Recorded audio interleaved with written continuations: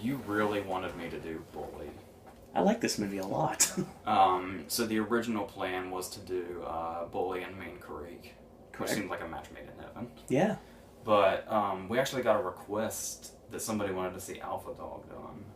And so we talked about it, and the only thing I could think of that would perfectly fit Alpha Dog also was Bully. But obviously it's not the whole, doing away with a bully to get back at him story like you could say Mean Creek was, even though in Mean Creek it was by accident. It was the same thing. Instead, we're doing true crime stories that happened, I think, around the same time.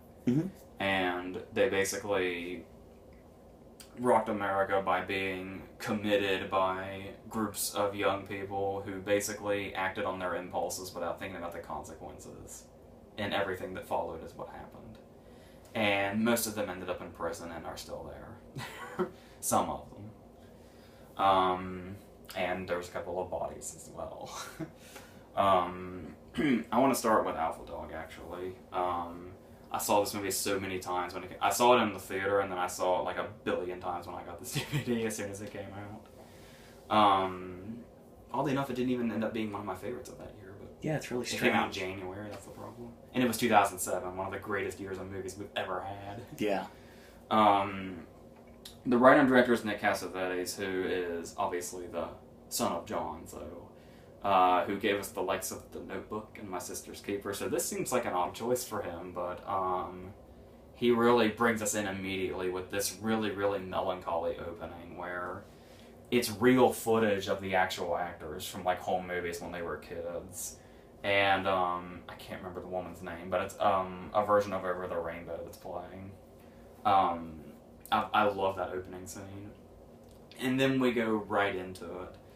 And I believe when it first came out, a lot of people were put off by this movie, especially critics, because it basically immediately puts us into this world of these young kids who think they're hot shit and basically cuss and screw and hit their way through everything and are basically addicted to drugs and homophobic and violent towards each other and others, and don't really give a shit about anything except for anything that could get them their own personal gain. And these are people we get to know and love for like the first 45 minutes of the movie. Indeed. And we're introduced to Jake, who is a psychotic speed addict who is Ben Foster, in quite a marvelous performance, which also coincided with his performance in 3:10 to Yuma that year. So he had a really good year this year. And he has the shaved head. He's basically he's Jewish, but he's doing a neo-Nazi thing, because he's like just that into the self-hatred thing. He's got these insane eyes. And he owes Johnny Trulove, who is Jesse James Hollywood, basically, who is Emile Hirsch, who is the ringleader of all these people, who basically worship the ground he walks on. Despite the fact that he's like a foot shorter than all of them. And they like to give him a hard time, like when they first pick up Zach and they drive off in the van without him. But no, Jake owes Johnny everybody in the movie has a fake name, obviously. He owes him a lot of money, so this war happens between them. Jake doesn't come up with the money, so Johnny attacks him. So then, Johnny then antagonizes his girlfriend, who is their waitress, that like a couple of nights later, by instead of putting a tip saying, "Tell your insert slur here boyfriend to pay me, bitch," and crosses out the tip. He didn't even pay the bill, I don't think. And then this war goes back and forth where he eventually, Jake shows up at his house because Johnny gets him fired. Because he calls up his parole officer. Because he's basically been using again and getting himself into trouble. And this is another wonderful scene for Ben Foster where you can tell he is used before he went to work because he's in that zone. And they're saying, your parole officer called. And he's like, what? Mr. Lampington's out of town. He wouldn't know what's going on here. Because at this point he doesn't know that it's Johnny that called him. And I love he's basically saying, well, your parole officer called and said you're using again and we need you to get out of here. And that way where he has his lines where he just runs them all together with like, Mr. Lampington is so full of shit, he's out of fucking town. How would he know what I'm doing? And then he tries to destroy the office.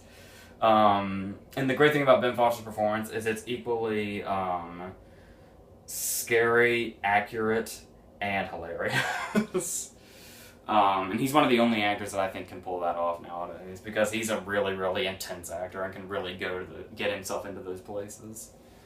So then, this portion of the war pushes Jake to break into Johnny's house in the middle of the night and trash his house and inevitably, literally shit on his carpet. Sideways. Don't forget the word sideways. Fucking crackhead Mazursky took a sideways shit on the living room carpet is Tico's actual line.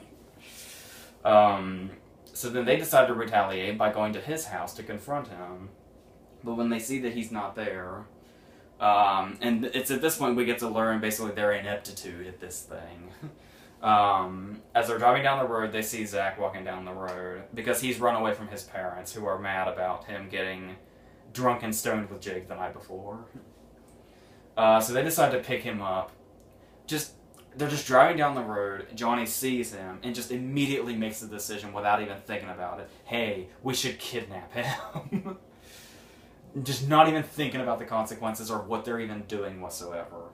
So they jump out of the van and they attack him and kick him and punch him and then pull him into the van. And decide they're just gonna keep him as collateral until Jake pays the money.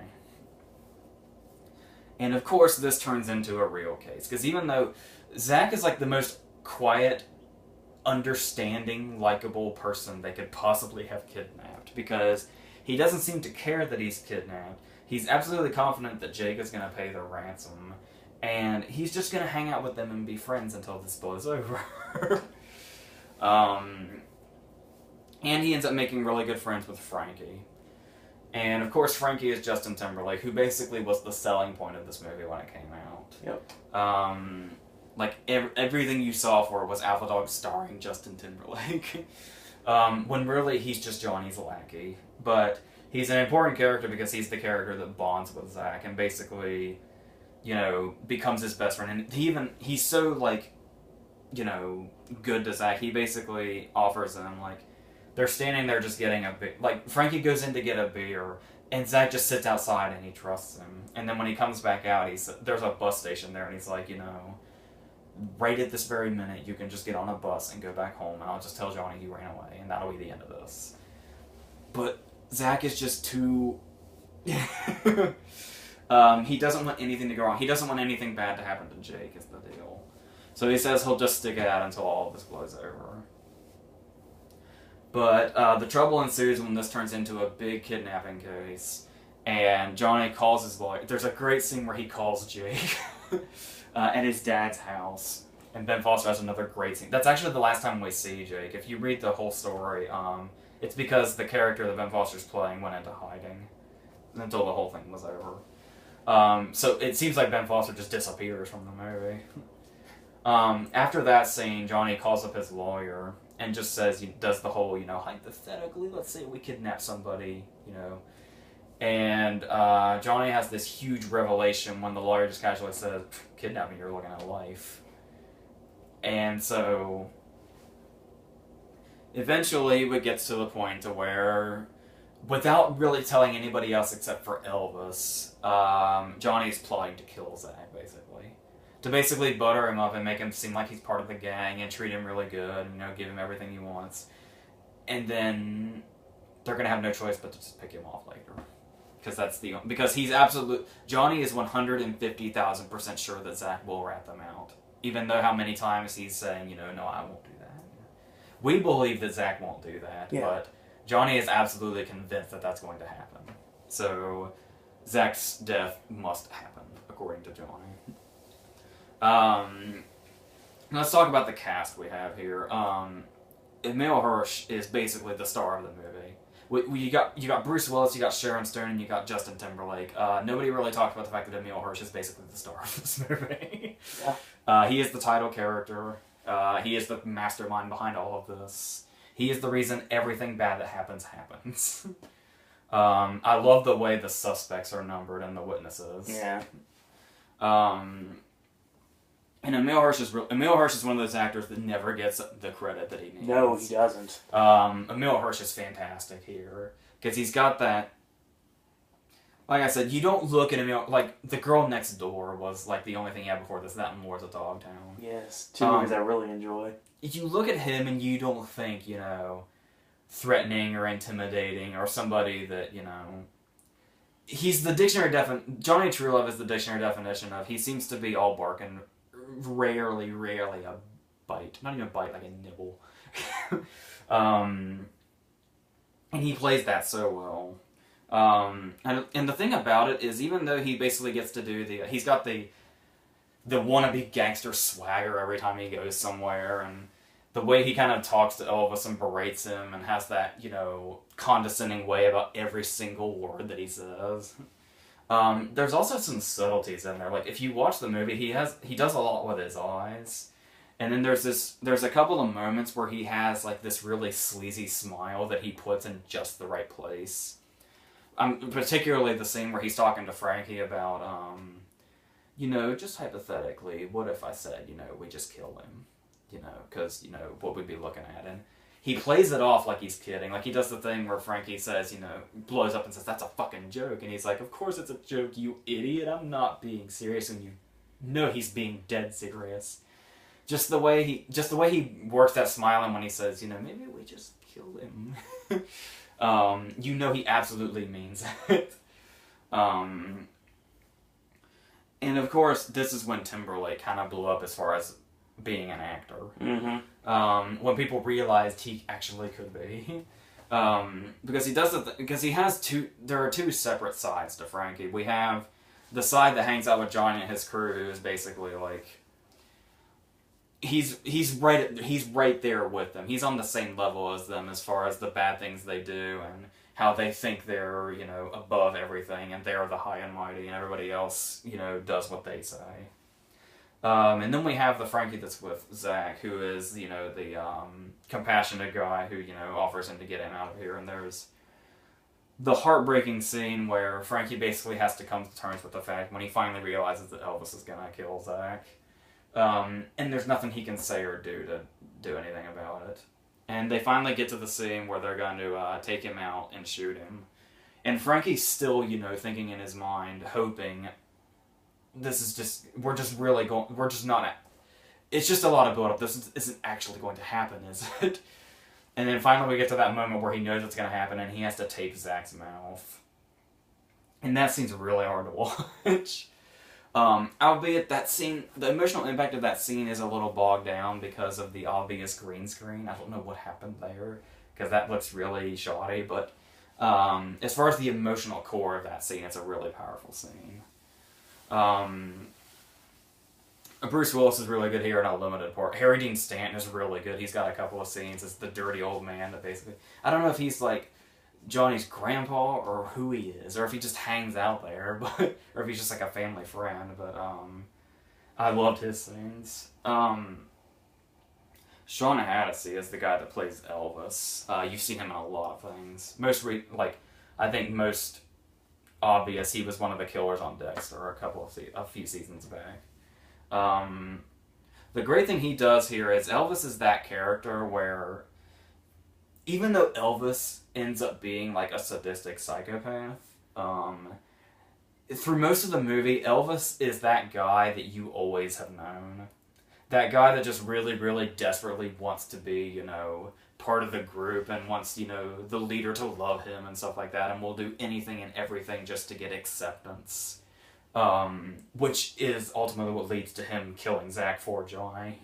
Hoping he gets in his great graces and gets to, hang out with him the way Frankie does, or... and just the way he's able to balance that out. Because it's just absolutely perfect the way he's able to convey both of those. Because one minute Elvis is that guy that everybody's just like, that guy's, not part of the group. We're all going to make fun of him and stuff like that. The opening scene where they say about he has to do all the chores around the house and how he has to work until the sun goes down. And if the sun is up, you go out in the backyard, you pick the dog shit up. If the sun's still up, you dump it back out and pick it back up again. And he's believably driven to do what he does just so he can get Johnny's acceptance. That's literally all he's worried about. He's not even thinking about the fact that he has to kill a kid. If it'll make Johnny love him, that's all he cares about. And he has that pathetic quality is there that whole time, and he plays it really great. There's a lot of people in it that weren't big at the time that kind of are now. Amanda Seyfried had Mean Girls at the time, but still people didn't really know her the way they do now. Olivia Wilde obviously is Johnny's girlfriend.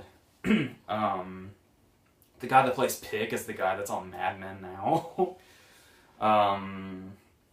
The other girl that goes skinny dipping with Amanda Seyfried is Amber Heard. And yeah, there's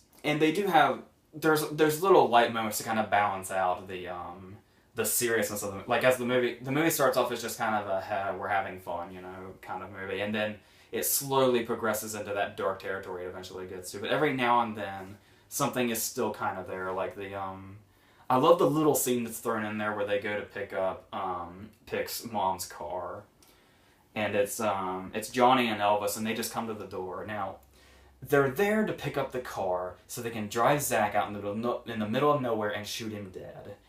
But when Pick answers the door, they do this little "hey buddy" thing back, and this goes on for a few seconds.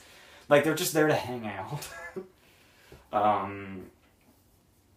And then you have those couple of things. It's worth noting. I thought it was an interesting. I don't know if this is a detail that was out there, or if it's something Cassavetes did, but it's really interesting to note that Zach is basically done in by Austin Powers.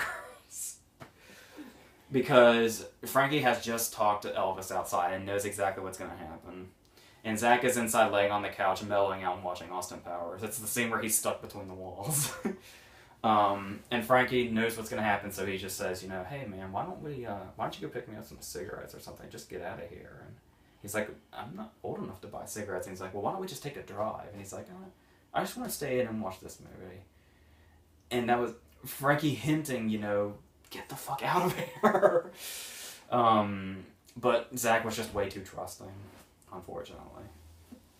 And then, of course, you have the interesting documentary setup, where it's actually a lot of, when you have Sharon Stone in the makeup at the end, or when you see, Jake's girlfriend walking the streets while she's being interviewed. A lot of people think those are, real interviews with real people, because they're so authentic looking, and the actors have changed their appearances so much. But it's all the actors, and it's really, really effective. And I love how a lot of people think that it's real, because it just works that well. And then, of course, there's the scene where we get all the prison sentences. And the ingenious song choice, if you know the real story, Eminem's Say Goodbye to Hollywood while everybody's getting arrested.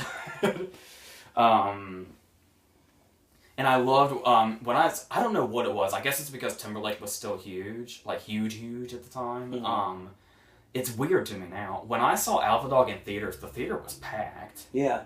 Which, in retrospect, is weird now. Yeah. Because this doesn't seem like the type of movie. But I love... Frankie has made himself such a likable character, even though he's amidst them. And they're getting all the sentences. You see, Tico got 9 years, and Keith got, remained it until he was 22.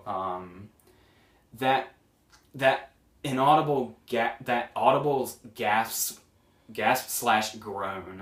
when Timberlake is there and it comes up that Frankie got a life sentence. Everybody just when that happens. But yeah, to my understanding, it's really, really close in authenticity as far as the real story. The only thing they really, really changed was the names. I was watching it on Dateline NBC while I was at the gym that's how long ago this was, and that's how I was introduced to the Jesse James Hollywood story, and yeah, it's pretty much to a T. Names were changed to protect the guilty in this case. So yeah, it's a really powerful movie. Like I said, you have to... It does kind of have a bad reputation amongst, like, critics, because in order to get to that core of it that is really powerful and emotional, you kind of have to deal with the fact that you're watching these complete fucking lowlifes just do what they do. But the whole movie works for me. Oh, yeah. So... Because I like the scenes when they're in Johnny's house and just being, like, rowdy and drinking and all that. Just makes the characters feel more real to me. Yeah, exactly. Now on to Bully, which was the notorious follow-up to Larry Clark's movie Kids, which he had basically made himself a name as. A lot of people like to dismiss Larry Clark as basically a dirty old man for the way his movies are, but I think it's more so that he kind of likes to make it as raw as absolutely possible. Yeah. Literally and otherwise. Yes. The movie starts and we meet Marty and Bobby, who are best friends. And we just accept this for a while until we slowly start to realize that Bobby is a psychopath. Yeah. And basically is under the impression that he can basically control anything that's around him. He can beat up his best friend, he can have any girl he wants, he can do anything with that girl he wants, whether that girl wants to or not. And he'll just do anything to get his way, no matter what. He's a spoiled rich kid. Yep. Which didn't help anything. So they meet these two girls who are Lisa and Allie, who are also best friends. And they just go out for just a day. They meet at the sandwich shop that they work at. And they just go hang out. And this is just one of those scenarios where it basically just... The night is over. Everything's great. Bobby has pulled up in his car. He brings Allie down here, and Marty and Lisa just start to do it in the back seat, like it's a mandatory routine thing. And you get that, and you see that sinister quality in Bobby when he's Lisa is obviously with Marty in the back seat, and Bobby is just kind of looking down at her, and he's got that sinister look on his face, and you can already see that Lisa's kind of has a bad feeling about him. And this quickly progresses into kind of a, Bobby can literally just do whatever he wants because he just walks over people that much. The scene where he has Marty and Lisa over, and they are together, and Bobby just walks out, smacks Lisa with a belt, punches Marty in the face and says, "My turn," and we're supposed to assume that he rapes her, and that this is a regular thing, and they just let it happen. Because he's just that in control of them. And then he just kind of has an on and off thing with Allie until he basically rapes her. Yeah. Actually, it's not basically. He straight up rapes her, but I think it's the first time anybody said rapes her laughing. I didn't mean to do that, but... There is no... It's nervous laughter. Yeah. But the interesting thing about this, I want to talk about Nick Stahl's performance before I get into the rest of the actors, because of the title of the movie. What Nick Stahl does here, and what the writing does, really, Jim Schultz's book and the screenwriters, despite the fact that Bobby is basically this straight-up psycho, his character is still really complex. Yeah. I mean, I'm not condoning anything that he does by any means, but he's got a complexity to his character that's you can't ignore. Because, first off, there's the gay thing. He's that guy that's really quick to tell everybody that they're gay, and he does the thing where he forces Marty to get up on stage and strip because they need to make $100, because he needs to make $100.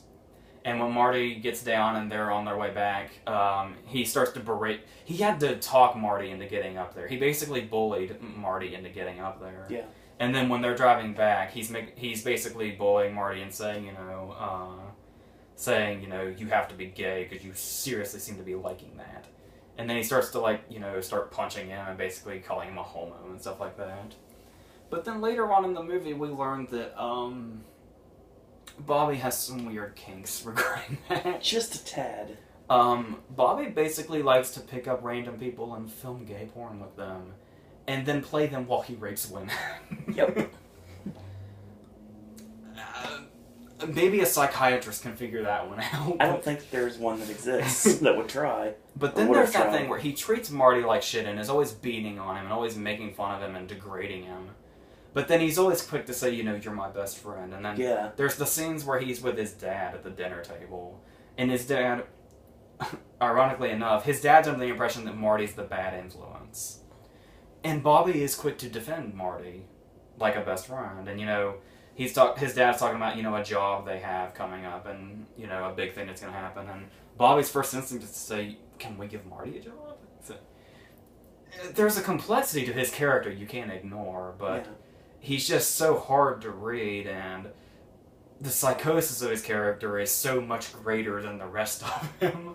It kind of takes over. Now the rest of the characters, we have Brad Renfro is really great here. Yes. It kind of playing that back and forth of, you know, the devastation of how he can't do anything. Like that, where he has the story where he tells Lisa about the first time he smoked pot was because Bobby forced him, and how ever since they were kids, Bobby's been this way, and he's basically been his bitch from then on. And he just feels helpless, and like there's nothing he can do about it. And Lisa is basically the craziest person in the movie. Yeah. I'd argue more so than Bobby, because Lisa is the ringleader to the murder. And she's excited about it too. And that's the downfall. She's totally relentless to it. Like, she has no remorse whatsoever, no matter what. And she's not even remotely thinking about the consequences. When you're not thinking about the consequences, that's when you're a psychopath. She's doing it for Marty because it's like her first real boyfriend, and she's all gaga about it. And she's got his child with her. Exactly. Even though he's abusive, Marty's abusive to her too, but that's probably because of Bobby rubbing off on her. If I had to guess. Rachel Miner's really good in this movie. Yeah, and of course Bijou Phillips is fantastic. Yes. Because she's the one that's kind of on the fence. Sometimes she thinks this absolutely should happen, and then other times she's maybe this is too much, and then she's the one that starts to freak out and get paranoid, and she's the first one to call the cops. Yep. Then we're introduced to Donnie and Heather. Donnie was like the first time I saw Michael Pitt, I think. I think I saw this before The Dreamers, just barely. And of course, by casting Michael Pitt, you've already established this character is bonkers. Yeah. He's the guy that kisses his dog on the face. Donnie is the guy where he was the first one to stab Bobby, and he was trying to prove something to the hitman is what he was trying to do, like to basically prove how tough he was. And Donnie is also that guy where, in a bit of irony, they're just kind of talking about it, and Donnie stands up, and he's got clothespins attached to his nipples, and he says, "You guys need professional help." And Kelly Garner's really good too. She's basically the stoned out one that's just kind of... Nobody is really anybody's boyfriend or girlfriend in this movie. They just kind of gradually go from one to the other. Yeah. And it kind of ends up as Donnie and Heather. And Heather eventually just kind of becomes another accessory. Heather's the one that kind of jumps into the backseat of the car and hides while the murder's taking place. And then we have Leah Fitzpatrick, who you might know from Kids. He was in a much more high-profile movie recently, but I forget what it was. He was only there for like one scene. Yeah, because we brought it up the second he came on screen. I love his character because he's basically this really... He thinks he's a hitman. Like, his family supposedly has mafia ties, but we're never quite sure. No. And like, because like, he can't get a gun for them. There's the line where Lisa says, okay, before we go, the hitman needs a ride. Hitman needs bus fare. But he is the one that ends up killing Bobby for good with the baseball bat. Yep. So chances are he's done this before. Now, the thing about this movie is basically how it really immerses you in this. One of the things I noticed about this movie was how up close we are to the character, to the actors, and like the lack of makeup. Like, when you watch the characters in Bully, you feel like you need a shower because they're just not only their actions and what they do and the lifestyle they lead, but just looking at them makes you feel like dirty in the wrong way. And I love that there's kind of a balance to that, because they're basically the ones we're hoping to see where they're coming from with what they did. And Bobby's the psycho. But when we look at them, they just seem really dirty and like you need a shower after watching it. There's no one likable in this. But every time we see Bobby, he's like really like kempt, and like every time we see Bobby, it's like he's just had a shower. Like he's the cleanest person in the movie despite being one of the craziest. Yeah. And there's moments where we always see him vigorously washing his hands. Yeah. I thought that was kind of interesting counterbalance. And that's the thing is, the murder scene in this movie is so graphic and disturbing and real. Like the sounds and everything. It's word for word from the book. Like you think, when they start hearing the sounds and they see Bobby pleading for his life, you think they're going to change their minds and say, oh shit, what are we doing? Nope. But they just go until he's like dead.